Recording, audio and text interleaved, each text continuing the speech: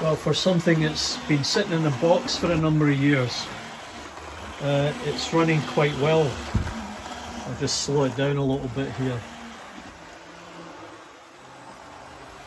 So it runs quite smooth, except there's a couple of points that it has a little bit of trouble on.